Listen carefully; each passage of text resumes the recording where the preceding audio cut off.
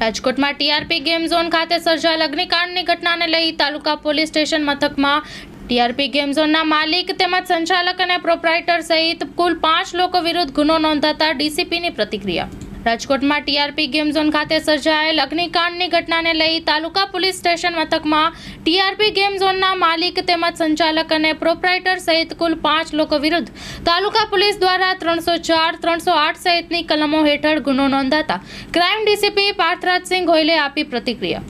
રાજકોટ શહેર વિસ્તારની અંદર રાજકોટ તાલુકા પોલીસ સ્ટેશનમાં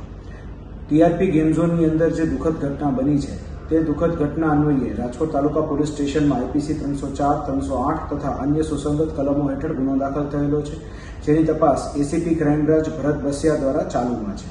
અત્યાર સુધીમાં આ ગુનાની અંદર ટોટલ 5 આરોપીની ધરપકડ થયેલી છે, જેમાં ટીઆરપી ગેમ ઝોનના જે મુખ્ય માલિક છે તે ધવલ કોર્પોરેશનના પ્રોપ્રાઇટર ધવલ ઠક્કર, તે ઉપરાંત અન્ય પાર્ટનર્સની અંદર યુવરાજસિંહ સોલંકી, રાહુલ રાઠોડ, જમીનના માલિક કીર્તિસિંહ જાડેજા તથા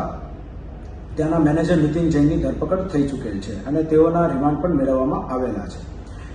હાલ અમારી પાસે એવી માહિતી આવી છે કે જે અન્ય મુખ્ય સંચાલક હતા તેવા પ્રકાશ જૈનનું આ દુર્ઘટનાની અંદર નિધન થઈ ચૂક્યું છે, જે ડીએનએ ટેસ્ટિંગના આધારે સાબિત થયું છે.